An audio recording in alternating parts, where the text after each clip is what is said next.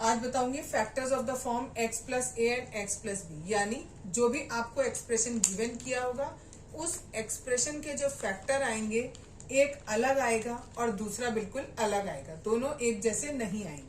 कभी कभी इनमें भी ऐसा हो जाता है, जो मैं तरीका बता रही हूँ, इस तरीके से हमारे फैक्टर सेम आ भी सकते हैं और फैक्टर अलग भी आ सकते हैं, ठीक है। लेकिन जनरली हम जो ये फॉर्मूला यूज करते हैं, इसको मिड टर्म स्प्लिट भी कहते हैं, ये हमारा इसीलिए होता है कि हमारी जो दोनों के फैक्टर्स आ रहे हैं, दो फैक्टर्स अगर आ रहे हैं तो वो दोनों के दोनों अलग हो। फैक्टर्स को करते कैसे हैं, इसको सॉल्व, सपोज करो ये क्वेश्चन दिया है, ठीक। सबसे पहला काम जो हमें इस क्वेश्चन में करना है, उसमें हमें सीक्वेंस चेक करना है। सीक्वेंस का मतलब होता है कि सबसे पहले हमें सबसे हाई पावर वाला लिखना है, उससे लो पावर वाला लिखना है, और यहाँ पर y की पावर 0 है, दैट मीन्स y है ही नहीं यहाँ पर, ठीक।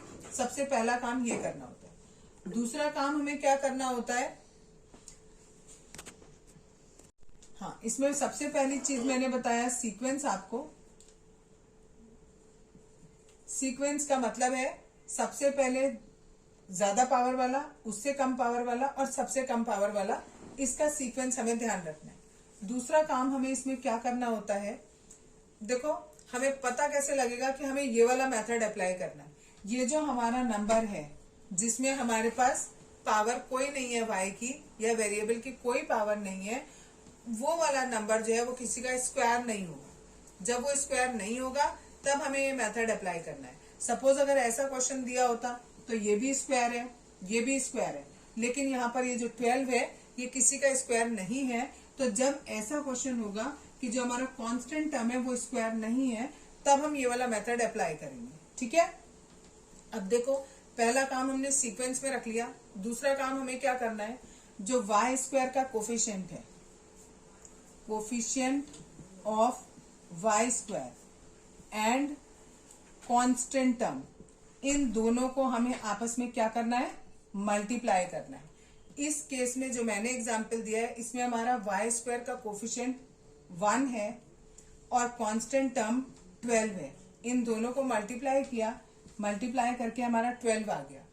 इस 12 के हम प्राइम फैक्टर करेंगे। हमारे प्राइम फैक्टर्स आ गए, इसके हमारे 4 प्राइम फैक्टर आए, ठीक है, 2, 2, 3 एंड 1, ठीक। अब इन 4 नंबर से हमें 2 पेयर बनाने हैं। ये 2 पेयर हमें इस तरीके से बनाने हैं कि यहाँ जो पेयर्स हैं उनके बीच में केवल मल्टीप्लाई का साइन आ सकता है, और ये दोनों जो पेयर बनेंगे इनके बीच में या तो प्लस आ सकता है या माइनस आ सकता है।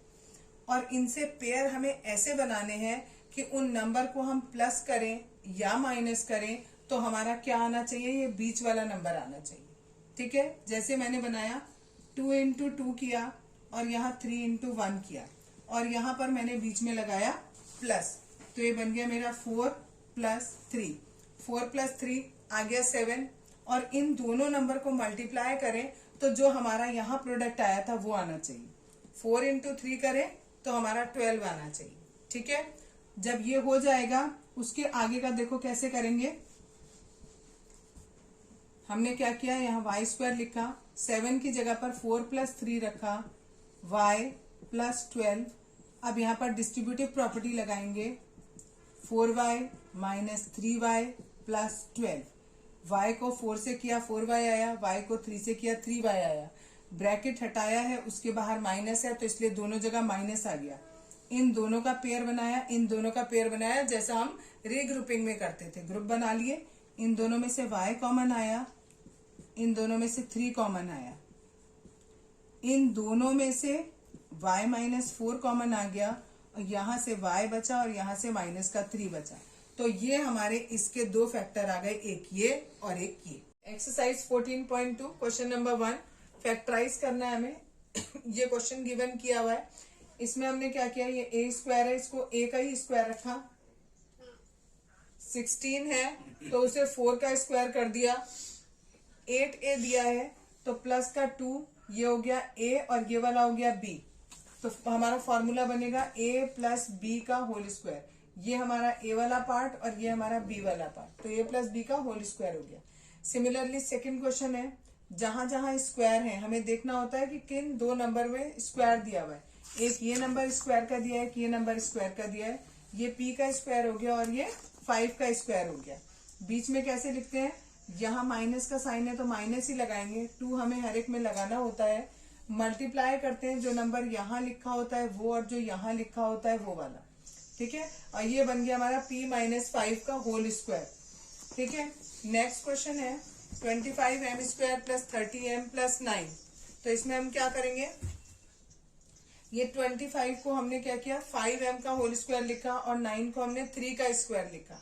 बीच में क्या लिखेंगे, यहाँ प्लस है तो प्लस लिखेंगे, 2 की जगह 2 लिखेंगे, मल्टीप्लाइड बाय ये वाला पार्ट प्लस ये वाला, दोनों लिख दिए। मल्टीप्लाई करके देखोगे इन्हें तो यही बीच वाला टर्म ही आएगा। और ये हमारा किसकी आइडेंटिटी बन गई, 5m प्लस 3 के होल स्क्वायर की।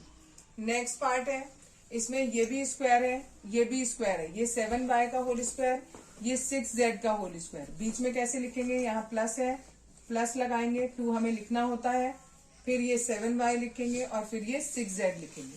और जब आप इसको आइडेंटिटी बनाते हो तो हमारा ये a, ये b, इसको ब्रैकेट में रखते हैं और ऊपर होल स्क्वायर। नेक्स्ट वाले पार्ट में फिर से ये 2x का होल स्क्वायर है, ये 2 का होल स्क्वायर है, यहाँ माइनस है तो माइनस लगाया, पहले 2 हमें लिखना होता है, फिर ये a और ये b, ये लिख दिया, पूरे पे होल स्क्वायर है। इन दोनों में से भी अभी हमारा 2 कॉमन आ रहा है तो 2 हमने कॉमन ले लिया, ब्रैकेट में बचा x माइनस 1, इस पूरे के ऊपर होल स्क्वायर है, 2 का स्क्वायर किया तो 4 आ गया और x माइनस 1 का whole square as it is आ गया।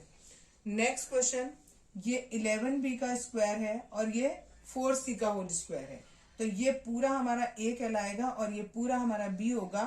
यहाँ माइनस है तो माइनस लिखा, 2 लिखते हैं, फिर 11b और ये 4c। अब ये पूरा किसका आइडेंटिटी बन गई, a और ये b, a माइनस b के होल स्क्वायर। नेक्स्ट पार्ट देखो, l प्लस m का होल स्क्वायर माइनस 4lm। इसमें हमारा केवल ये वाला नंबर हमारा स्क्वायर नहीं बन रहा है, ये तो हमें ऑलरेडी स्क्वायर दिया हुआ है, ये हमारा स्क्वायर नहीं बन रहा। जब हमारा ये स्क्वायर नहीं बन रहा तो हम इसमें हम थर्ड आइडेंटिटी नहीं लगा सकते, ना फर्स्ट लगा रहे ना सेकेंड, तो हम ये वाला पार्ट लेंगे, इसमें हमारी फर्स्ट आइडेंटिटी लगी है वो लगाएंगे, L square plus M square plus 2lm, क्योंकि एल को हमने a माना और m को हमने b माना, तो a प्लस b का होल स्क्वायर बन रहा है, तो a square plus b square plus 2ab, ये एज इट इज कॉपी कर लिया। अब ये वाले लास्ट के 2 टर्म लाइक टर्म है तो इनको सॉल्व करेंगे तो माइनस का 2lm आ जाएगा। अब ये पूरा का पूरा आइडेंटिटी बन रही है हमारी सेकंड वाली, l माइनस m का होल स्क्वायर। नेक्स्ट पार्ट है, इसमें भी हमने ये देखा, ये वाला इसका स्क्वायर है और ये इसका स्क्वायर है।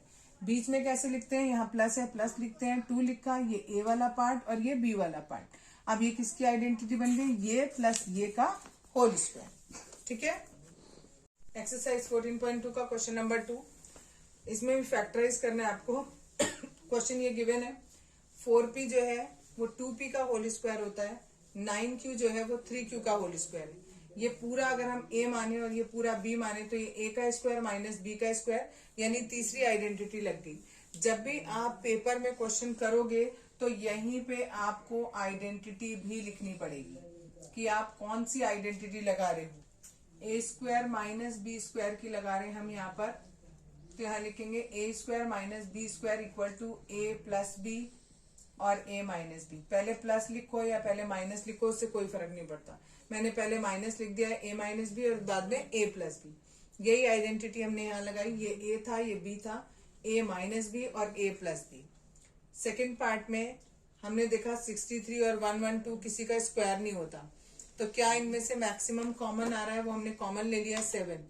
यहाँ बचा 9a स्क्वायर और यहाँ बचा 16b स्क्वायर। अब 9a को हमने 3a का होल स्क्वायर लिखा, 16b को 4b का होल स्क्वायर लिखा। अब इसमें आइडेंटिटी लगा दी फिर से यही वाली, तो आइडेंटिटी फिर से यहाँ लगा दो, a square minus b square equal to a minus b and a plus b। एक बार माइनस में लिख दिया, एक बार प्लस में लिख दिया। नेक्स्ट क्वेश्चन सेम, 49x जो है 7x का होल स्क्वायर होगा, 36 6 का स्क्वायर हो गया, एक बार a माइनस बी और एक बार a plus B. Next question, इसमें हमारा 16 और 144 तो स्क्वायर होता है, लेकिन यहाँ x की पावर 5 दिया और यहाँ x की पावर 3 दिया है, ये स्क्वायर नहीं होता। इसलिए हमने जो मैक्सिमम कॉमन आ रहा था वो कॉमन ले लिया, 16x³ कॉमन हो गया, यहाँ से खाली x² बचा और यहाँ से 9 बचा। 9 हमारा 3 का स्क्वायर होता है। फिर यहाँ पर हमने आइडेंटिटी लगा दी a माइनस बी और a प्लस बी। यहाँ पर आपको वो आइडेंटिटी लिखनी पड़ेगी। नेक्स्ट, इस पूरे में हमें, अगर हम इस पूरे को a मान लें और इस पूरे को b मान लें तो ये a का स्क्वायर है और ये b का स्क्वायर है। तो पहले हमने लिखा ये पूरा a, ये पूरा b, तो a प्लस b लिखा और ये a और ये माइनस b। जब भी हमें माइनस में लिखना होता है तो हम उससे पहले ब्रैकेट लगा लेते हैं, क्योंकि ब्रैकेट 2 से ज्यादा टर्म है, 2 या 2 से ज्यादा टर्म होते हैं तो हम ब्रैकेट लगा लेते हैं। अब इस ब्रैकेट को ओपन करेंगे तो ये l जो है वो माइनस का हो जाएगा और ये जो m है वो प्लस का हो जाएगा। ठीक है, यहाँ पर ये m और ये m कैंसिल हो गए, l और l मिलकर 2l बन गया।